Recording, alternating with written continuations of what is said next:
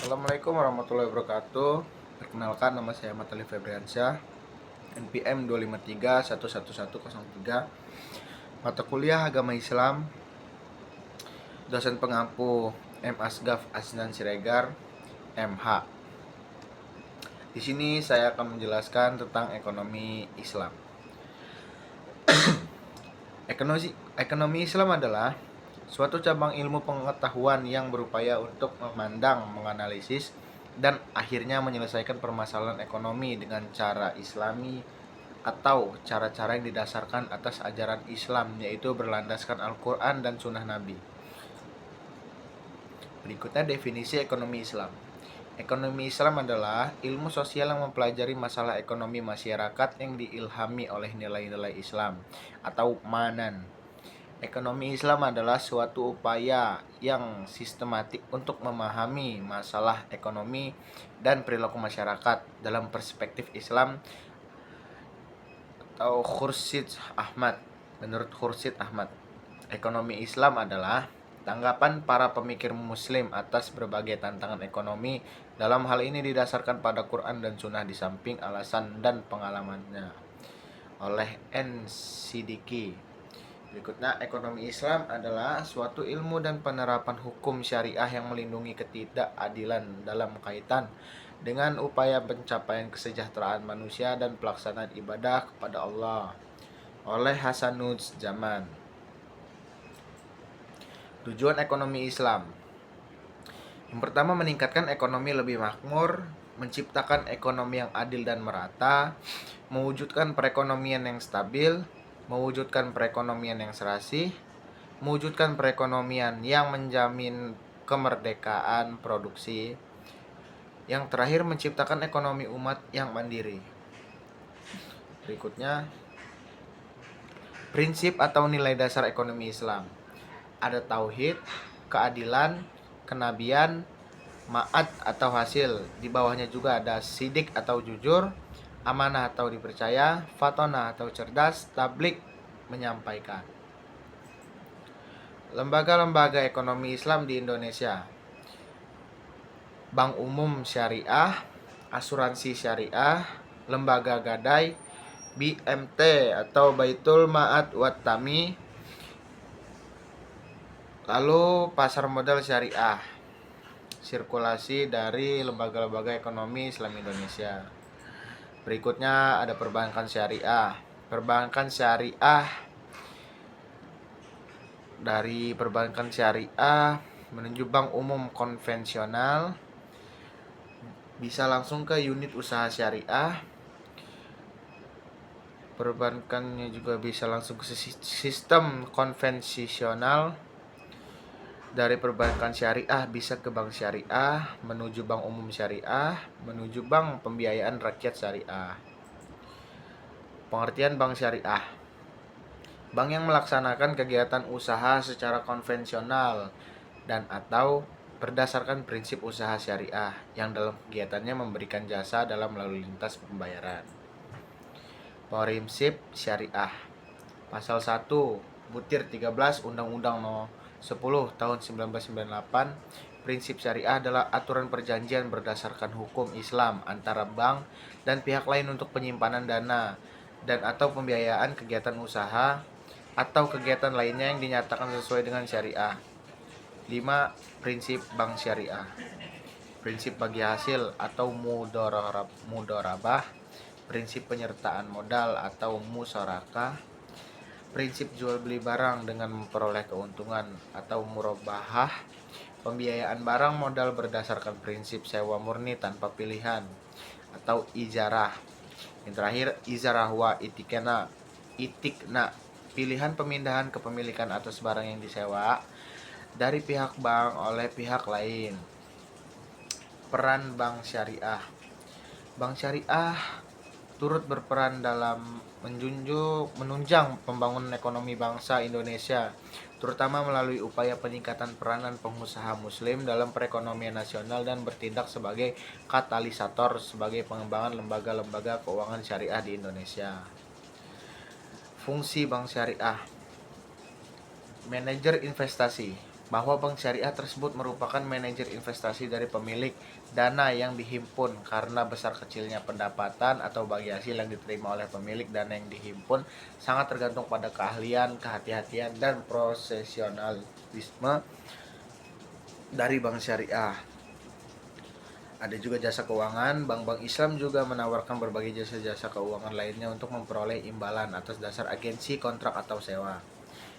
Investor, investasi yang sesuai dengan syariah tersebut meliputi akad murabahah, sewa menyewa atau leasing, musyarakah, akad mudharabah, akad salam atau istina, pembentukan perusahaan atau akuisisi pengendalian atau kepentingan lain dalam rangka mendirikan perusahaan. Ada juga fungsi sosial. Konsep perbankan Islam dalam mengharuskan bank-bank Islam memberikan pelayanan sosial apakah melalui dana qard atau pinjaman kebajikan atau zakat dan dana sumbangan sesuai dengan prinsip Islam. Kajian terhadap asuransi. Pemahaman terhadap asuransi konvensional adalah haram yang terkandung dalam unsur gharar, maisir, dan riba. Berikut penjelasannya. 1.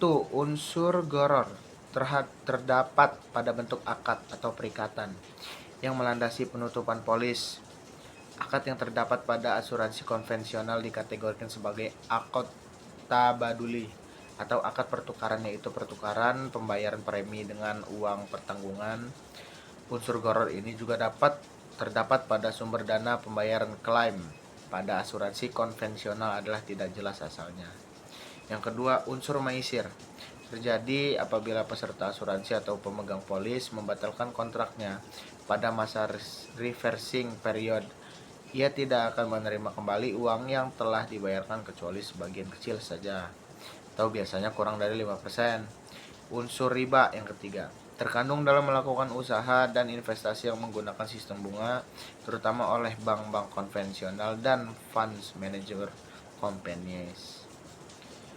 Definisi pegadaian syariah atau RAHM menjadikan suatu benda berharga dalam pandangan syara sebagai jaminan hutang dengan kemungkinan hutang tersebut bisa dilunasi dengan barang tersebut atau sebagiannya.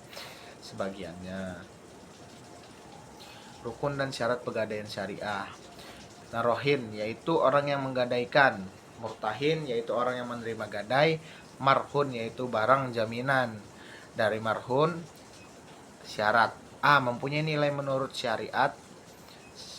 Yang B. Harus ada pada waktu akad. C. Harus bisa diserahkan seketika kepada murtahin atau wakilnya. Lanjutan, marhun bih taudain hutang.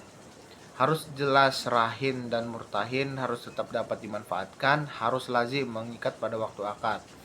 Izab dan qabul pernyataan gadai dari para pihak.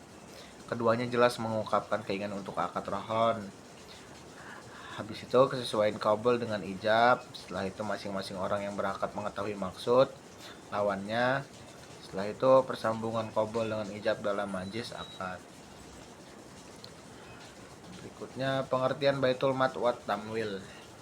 Menurut Hasan dan Hasan Ali, BMT adalah lembaga keuangan mikro yang dioperasikan dengan prinsip bagi hasil atau syariah, menumbuh kembangkan bisnis usaha mikro dan kecil dalam rangka mengangkat derajat dan martabat serta membela kepentingan kaum fakir miskin ditumbuhkan atas dasar prakarsa dan modal awal dari tokoh-tokoh masyarakat setempat dengan berlandaskan pada sistem ekonomi yang salah, yaitu keselamatan atau berintikan keadilan, kedamaian dan kesejahteraan. Menurut Heri Sudarsono, BMT itu lembaga yang mengarah pada usaha-usaha pengumpulan dan penyaluran dana yang non-profit seperti halnya zakat, infak, dan sedekah. Dasar hukum BMT. Dalil Al-Quran Surat At-Taubah ayat 60 dan 103 yang menjelaskan tentang perintah berzakat, di mana pada zaman Rasulullah Baitul M didirikan dengan fungsi untuk menyimpan uang-uang zakat dan lainnya. Dalil Al-Quran Surat Al-Baqarah ayat 275 sampai 280. Konsep dasar pasar modal syariah, Al-Quran dan Sunnah.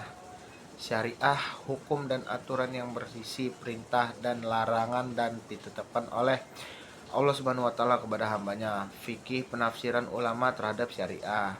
Selanjutnya ibadah manusia.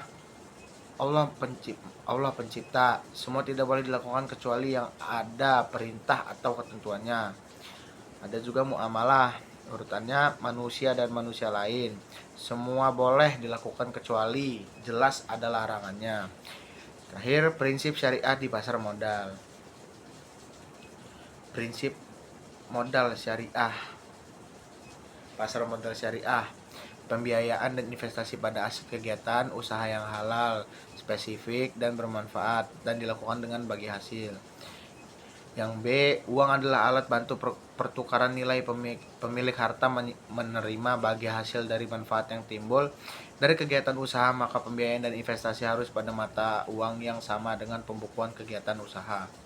C, akad yang terjadi antara pemilik harta atau investor dengan pemilik usaha emiten dan tindakan maupun informasi yang diberikan pemilik usaha serta mekanisme pasar atau bursa dan self-regulation organization lainnya. Atau tidak boleh menimbulkan keraguan yang menyebabkan kerugian.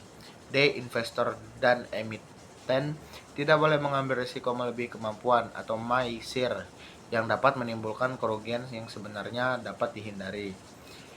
E, investor, emiten maupun bursa dan self-regulation organization lainnya tidak boleh melakukan hal-hal yang menyebabkan gangguan yang disengaja atas mekanisme pasar baik dari segi penawaran atau supply maupun dari segi permintaan